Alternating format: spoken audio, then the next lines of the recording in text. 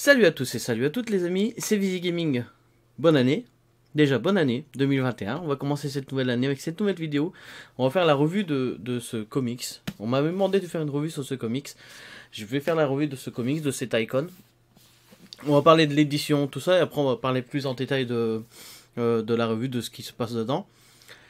Et on va essayer de détailler vraiment au mieux pour que vous puissiez aussi voir si ça vous intéresse ou pas. Bon, au niveau éditorial, l'édition, c'est un icon qui est chapitré. Il est chapitré, mais il n'est pas...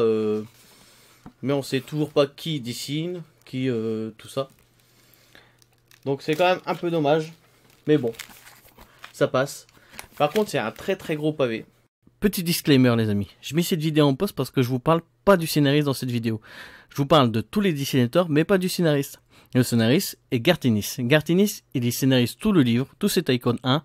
L'icon 2 et l'icon 3 sont aussi scénarisés par Garth Ennis. C'est Garth Ennis qui scénarise tous cet icon et tous ces Punisher Max. Je vous ai dit que c'était Garth Ennis qui scénarisait. Merci de m'avoir écouté et bon visionnage. Comme vous pouvez voir, c'est un très très gros pavé. Et j'ai l'impression que les pages sont en train de s'arracher un peu. Pourtant, j'ai fait très attention. Mais vous pouvez voir qu'il y a un petit décalage, tout ça.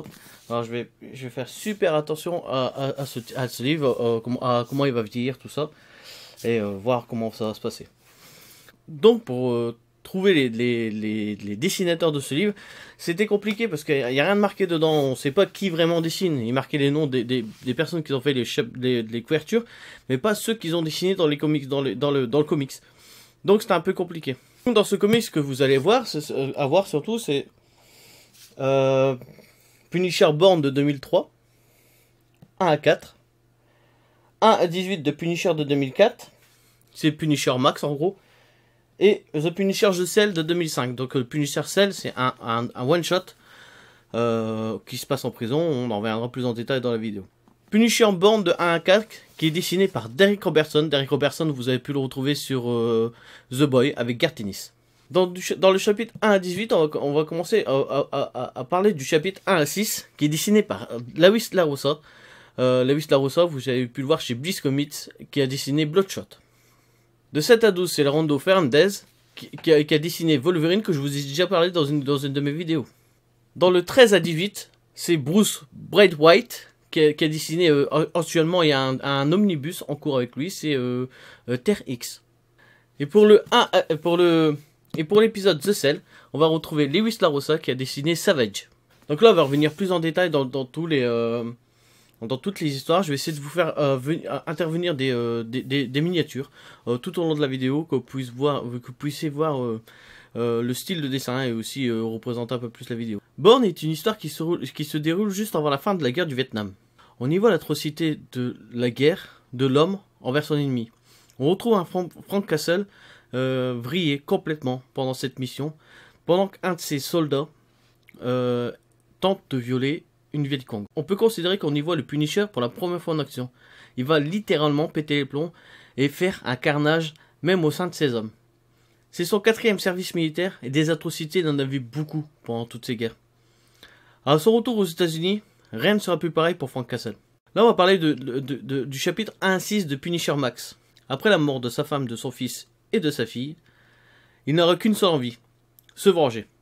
Se venger, sortir toutes les nuits et nettoyer ces rues, de cette vermine, de ces gangs et de ces dealers. Il sera pris entre le feu de 2 gangs, et ça va faire le carnage absolu. Là on va parler du chapitre 7 à 12, dessiné par Lewis LaRosa. Au tout début de ce récit, on va y retrouver Frank en train de se détendre, en train de boire un café. Et un attentat à la bombe va faire exploser le café et tout ce qui se trouve aux alentours. Après une légère enquête, dans ce début de récit, on va y découvrir des clans et des méchants bien connus de l'univers du Punisher. Mais ne vous inquiétez pas, si vous ne connaissez pas le Punisher et si vous n'avez jamais lu du Punisher, on peut considérer que c'est leur première apparition pour beaucoup d'entre eux. Et tout est assez bien amené pour qu'on les découvre tous un par un. Et dans cette dernière partie du Punisher Max, de 8 à 18 dessiné par Bruce Braithwaite, on y retrouvera un Punisher en mission pour les États-Unis, enfin pour Nick Fury, en Russie. Nick Fury va envoyer le Punisher parce qu'il a confiance en lui, parce que c'est le seul homme à pouvoir faire cette mission. C'est le seul homme à pouvoir être capable de partir dans un silo et faire cette mission comme il l'entend. Il doit aller chercher un antidote au Covid-19. Non, pas au Covid-19.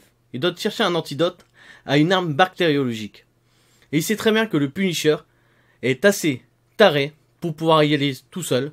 On lui imposera quand même un Américain qui fera un peu à la manière de Frank Castle. Un récit vraiment super intéressant et super cool à lire. Dans cette dernière partie, Punisher Cell dessiné par Lewis LaRosa, on y retrouvera Frank Castle en prison. Est-ce qu'il s'est fait arrêter? S'est-il laissé se faire arrêter pour y retrouver une partie des méchants et laisser sa rage et sa haine se déployer à son maximum? Ce Marvel Icon est globalement un récit au complet, qu'on peut considérer comme la première partie, Born, comme son origin story. C'est la première fois qu'on va découvrir le Punisher. Et c'est suite de ces événements, comme la mort de ses enfants, la mort de sa femme, et quelques histoires par-ci par-là. La dernière histoire, Punisher Cell, peut aussi clôturer cette série. Bien sûr, Punisher Cell, Punisher Max ne s'arrête pas ici. Il y a un deuxième tome, et le troisième tome arrive au mois de janvier. C'est vraiment une série, un tome, qui est vraiment plaisant et vraiment cool à lire.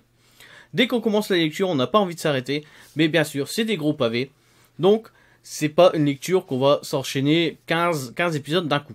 Là, comme je vous disais, le format est assez gros et j'ai peut-être abîmé un peu mon livre. Après, c'est peut-être aussi quand je l'ai acheté au magasin comme ça. Donc je n'en sais pas plus. Je serai sur le deuxième tome que je lirai très bientôt et que je vous ferai aussi bien sûr une revue. J'espère que cette vidéo vous a plu. Si c'est le cas, vous pouvez toujours la partager, vous abonner et liker la vidéo. Et je vous dis à très bientôt les amis pour une prochaine revue. Allez, ciao!